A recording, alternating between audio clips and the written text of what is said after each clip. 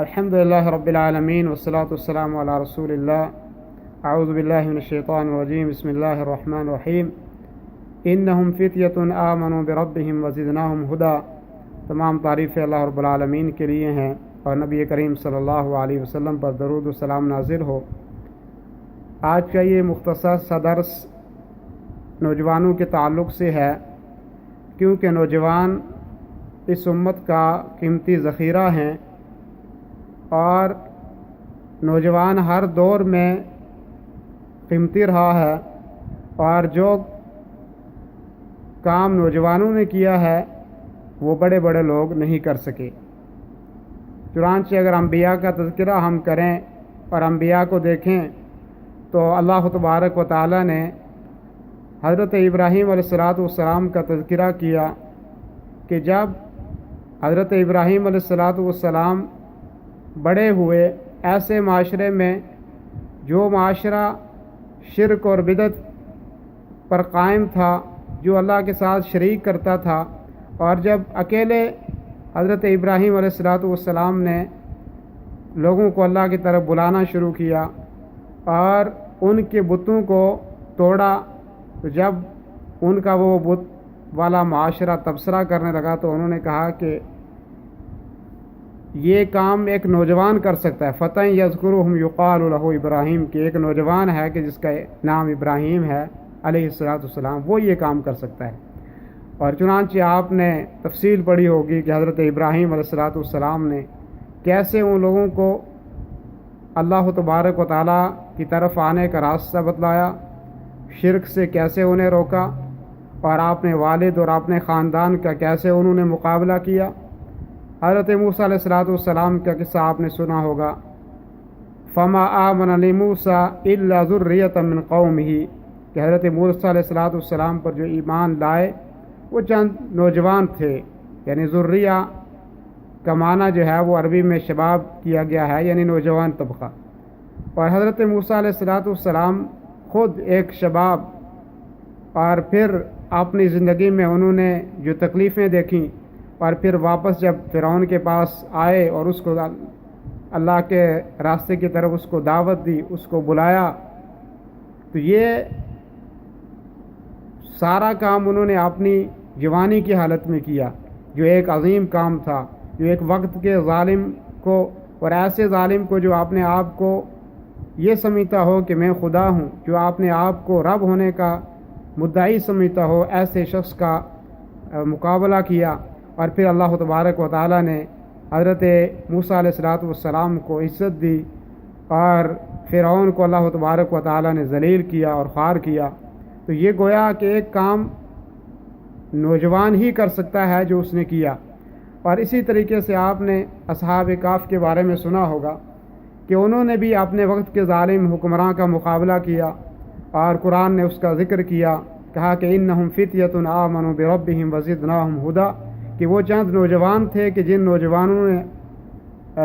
جو نوجوان اللہ پر ایمان لائے، اور پھر کہتے ہیں کہ ہم نے ان کو ہدایت، اللہ تبارک و تعالیٰ کہتا ہے کہ اور ہم نے ان کو ہدایت دی، ان کے ایمان میں ہم نے اور اضافہ کیا۔ اور خود آپ نبی کریم صلی اللہ علیہ وسلم کے صحابہ میں عبداللہ ابن مسعود کو دیکھیں، مصعب بن عمیر کو دیکھیں، اور ان نوجوانوں کا تذکرہ آپ دیکھیں کہ جنہوں نے ابو جہل کو قتل کیا، وہ نوجوان بچے کہ جنہوں نے اللہ کے نبی صلی اللہ علیہ وسلم کے دشمن کا مقابلہ کیا، اور وہ جو بدر کے میدان کے اندر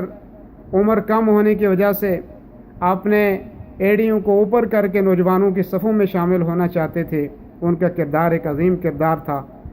اپنی جوانی کی حالت میں، اور نبی صلی اللہ علیہ وسلم کے ساتھ اور اسلام کے ساتھ ان کا کردار قیامت تک وہ عظیم کردار تھا۔ اور پھر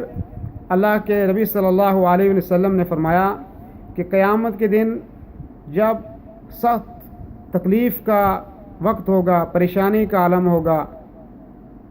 ہر آدمی پسینے کے اندر ڈوبا ہوا ہوگا، لیکن وہاں پہ کچھ لوگ ایسے ہوں گے کہ جن کو اللہ تبارک و تعالیٰ اپنا سایہ نصیب کرے گا۔ اور اس میں اللہ کے نبی صلی اللہ علیہ وسلم نے ایک ایسے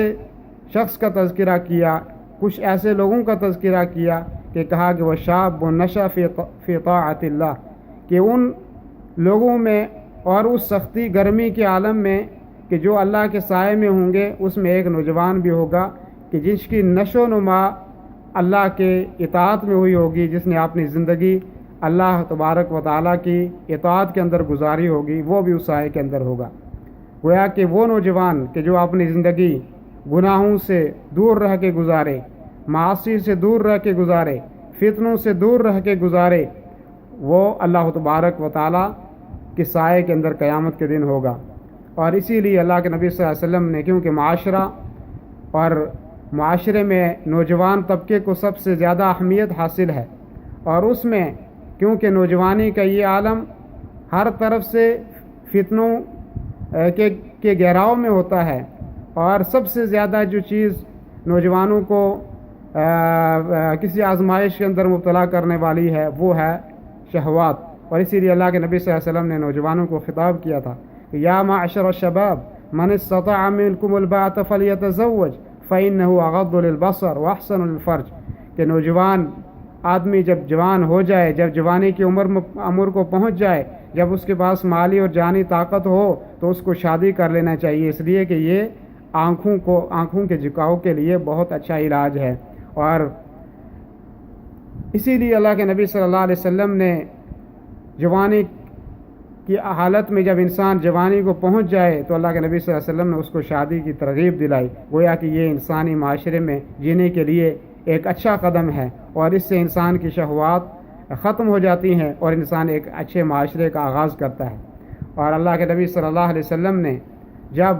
ایک صحابی کو وصیت کی اور کہا کہ میں تجھے ایسی چیزیں سکھاتا ہوں کہ جس کے ذریعے سے تیری حفاظت ہوگی، تو کامیاب ہوگا، اور کہا کہ اذا سألت فاسأل اللہ، جب کوئی سوال کرے تو اللہ تبارک و تعالیٰ سے سوال کرنا، کیونکہ انسان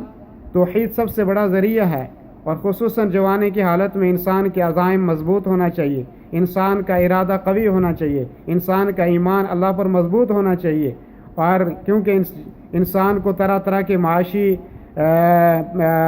معاشی طور پہ اس کو مجبوریاں ہوتی ہیں، پریشانیوں کا سامنا کرنا پڑتا ہے، تو اللہ کے نبی صلی اللہ علیہ وسلم نے فرمایا وَإِذَا سَأَلْتَ فَاسْأَلِ اللَّهِ، جب کوئی چیز مانگنا ہو، جب سوال کرنا ہو تو اللہ کی ذات سے سوال کر، اور کوئی مدد کی ضرورت ہو تو وَإِذَا اسْتَعَنْتَ فَاسْتَعِنْ بِاللَّهِ، تب بھی اللہ تبارک و تعالیٰ سے مدد مانگ۔ اور کہا کہ ایک بات یاد رکھنا، اگر ساری کی ساری امت مل کے آپ کو کچھ فائدہ دینے چاہے گی تو نہیں دے سکے گی، اور ساری امت مل کے اگر آپ کو کوئی نقصان دینا چاہے گی تو کوئی نقصان نہیں دے سکے گی مگر وہ کہ جو اللہ تبارک و تعالیٰ نے آپ کے مقدر میں لکھا ہوگا۔ تو گویا کہ اللہ کے نبی صلی اللہ علیہ وسلم نے یہ تعلیم دی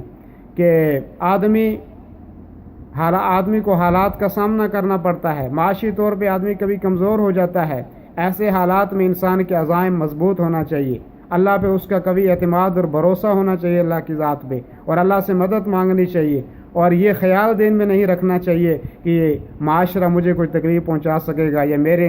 میرا کوئی نقصان کر سکے گا یا معاشرہ مجھے کوئی فائدہ دے سکے گا، نہیں، یہ عزم رکھنا چاہیے کہ نقصان اور فائدہ دینے والی ذات وہ اللہ تبارک و تعالیٰ کی ذات ہے، اور انسان کو اس جوانی کی حالت میں شبہات سے، ایسے طریقے کہ جو شبہ قائم کرتے ہیں، جو انسان کے جینے کو ہاں اور نہ میں تبدیل کرتے ہیں، بے شمار اس کے اسباب ہیں، شہوات کے بہت سارے اسباب ہیں، آدمی کو اور خصوصاً نوجوانوں کو اس سے رکنا چاہیے، اور خصوصاً جوانی کی حالت میں حلال کمانے کی کوشش کرنی چاہیے اور حرام سے بچنے کی کوشش کرنی چاہیے۔ ایسے تمام ذرائع کہ جس کو اللہ اور اس کے رسول نے حرام کر دیا ہے ان سے بچنا چاہیے، اور ایسے وہ تمام ذرائع کہ جو حلال ہیں ان کو کرنے کی کوشش کرنی چاہیے۔ اللہ کے نبی صلی اللہ علیہ وسلم نے فرمایا احرص علی ما ینفعک، ہر وہ چیز جو آپ کو فائدہ دے سکتی ہے اس کے چاہنے کے لیے کوشش کرو، اس کے حصول کے لیے آپ کوشش کرو، اور واستعین باللہ، اور اللہ کی مدد چاہو، ولا تعجزن، اور عاجز نہ ہو۔ عاجزی سے اللہ کے نبی صلی اللہ علیہ وسلم نے پناہ مانگی، اور اللہ کے نبی صلی اللہ علیہ وسلم ہمیشہ یہ دعا کرتے تھے اللہم انی اعوذ بک من العجز والکسل والجبن، کہ اللہ میں عاجزی سے پناہ چاہتا ہوں، سستی سے پناہ چاہتا ہوں، بزدلی سے میں پناہ چاہتا ہوں۔ گویا کہ نوجوانوں کے عزائم بلند ہونے چاہیے، ان کی ہمتیں بلند ہونی چاہیے، اور تاریخ نے ایسے بڑے بڑے لوگ پیدا کیے ہیں کہ جنہوں نے اپنے زمانے میں بہت بڑے بڑے کام کیے، جو تاریخ جن کو قیامت تک بلا نہیں سکتی، جن کو قیامت تک تاریخ جن کو یاد رکھے گی۔ آپ نے بہت سارے لوگوں کے نام پڑھے ہوں گے، محمد بن قاسم کا نام آپ نے پڑھا ہوگا کہ جو سعودی کے اور حجاز کی صحرا سے نکلتا ہوا پاکستان تک پہنچا اور سندھ تک پہنچا، جس نے اپنی کم عمری کے دور میں جہاد کیا اور بڑی بڑی فتوحات حاصل کی۔ صلاح الدین ایوبی کا نام آپ نے پڑھا ہوگا، طارق بن زیاد کا نام آپ نے پڑھا ہوگا، ائمہ اور دین کی خدمات میں آپ نے امام بخاری کا نام پڑھا ہوگا، جنہوں نے ایک عظیم کتاب لکھی اور ایسی کتاب لکھی کہ جس کے بارے میں علماء اور محدثین کا اتفاق ہے کہ قرآن کے بعد سب سے عظیم کتاب ہے۔ اور بھی بہت سارے لوگ ہیں، بخاری شریف کی شرح جنہوں نے لکھا، حافظ بن حجر العسقلانی 14 جلدوں کے اندر انہوں نے وہ شرح لکھی۔ اور اس لیے کہ یہ جوانی کا عالم، اس میں وقت کا ضیاع نہیں ہونا چاہیے، آدمی وقت اپنا ضائع کر دے۔ وقت بہت قیمتی ہے، وقت اثمن من الذهب، سونے اور چاندی سے زیادہ قیمتی ہے وقت۔ اس وقت کو ناجائز طور پہ شہوات کے اندر، برائیوں کے اندر ضائع نہیں کرنا چاہیے، ناچ اور گانوں کے اندر ضائع نہیں کرنا چاہیے، بلکہ اس وقت کا فائدہ اٹھانا چاہیے۔ یہ جو فراغت کی زندگی ہمیں ملی ہے، یہ جو صحت ہمیں ملی ہے، اللہ تبارک و تعالیٰ قیامت کے دن ہمیں اس کے متعلق پوچھے گا، ہمیں پوچھ ہوگی اس کے متعلق، اس لیے ہمیں یہ جو اپنا قیمتی وقت ہے اس کا خیال رکھنا چاہیے۔ اور جوانی جو انسان کو اللہ یہ دیتا ہے، یہ دوبارہ لوٹ کے نہیں آ سکتی۔ اس میں ایسے کام کرنے چاہیے کہ جو بڑے بڑے عظیم کام ہوں، جو رہتی دنیا کے تک لوگ تاریخ بنائیں اور ہمارے ان کاموں کو یاد رکھیں، چاہے وہ علمی طور پہ ہوں، چاہے وہ کوئی دنیاوی طور پہ ہوں۔ ہر وہ کام کہ جس کو شریعت نے جس کے کرنے کی اجازت دی ہے، اس کام کو کرنے کے لیے انسان کو آگے ہونا چاہیے۔ نوجوان اس امت کا سب سے قیمتی ذخیرہ ہیں، اور نوجوان سب سے عظیم قوم ہے، اور جو زمانے کی تاریخ کو بدل سکتے ہیں، جو بڑے بڑے اونچے کام کر سکتے ہیں۔ تو ایسے میں ہمارے نوجوانوں کا یہ حق بنتا ہے کہ ہم نوجوان اپنے معاشرے کو اچھا معاشرہ بنائیں، ہم اچھی زندگی جئیں۔ اور خصوصاً یہ آج کا وقت جو تیز ترین وقت ہے، جہاں وقت تیزی کے ساتھ گزر رہا ہے، جو الیکٹرانک میڈیا کا دور ہے، جو سوشل میڈیا کا دور ہے، ہم آئے دن اپنا وقت طرح طرح کی چیزوں میں ضائع کرتے ہیں، ناچ اور گانوں میں ضائع کرتے ہیں، اور ایسی چیزوں میں ضائع کرتے ہیں کہ جس کا کوئی فائدہ نہیں ہے، کہ جس میں ہم اپنی زندگی کے جب ہم اور آگے ایام گزاریں گے تو ہمیں اپنے پچھلے گزارے ہوئے دنوں کی قیمت ہمیں یاد آئے گی۔ تو ایسے میں ہمارا یہ فرض بنتا ہے کہ ہم اپنے وقت کو قیمتی چیزوں کے اندر گزاریں، علم کے حصول کے اندر گزاریں، عبادت کے اندر گزاریں، ایسے کام کریں کہ جو اپنی قوم کے لیے، اپنے لیے، اپنے معاشرے کے لیے اچھے ثابت ہوں۔ اللہ تبارک و تعالیٰ سے دعا ہے کہ اللہ تبارک و تعالیٰ ہمیں ہر وہ اچھے کام کرنے کی توفیق عطا فرمائے جس کی تو نے اور تیرے رسول صلی اللہ علیہ وسلم نے اجازت دی ہے، اور ہر ایسے برے کام سے اللہ تبارک و تعالیٰ ہمیں بچنے کی توفیق عطا فرمائے جو ہمارے لیے بھی نقصان دہ ہے، ہمارے معاشرے، ہمارے قوم، ہمارے ملک، ہمارے وطن کے لیے نقصان دہ ہے۔ ایسے کاموں سے ہمیں بچنے کی توفیق عطا فرمائے۔ وصلی اللہ وسلم علی نبینا محمد وعلی آلہ وصحبہ اجمعین۔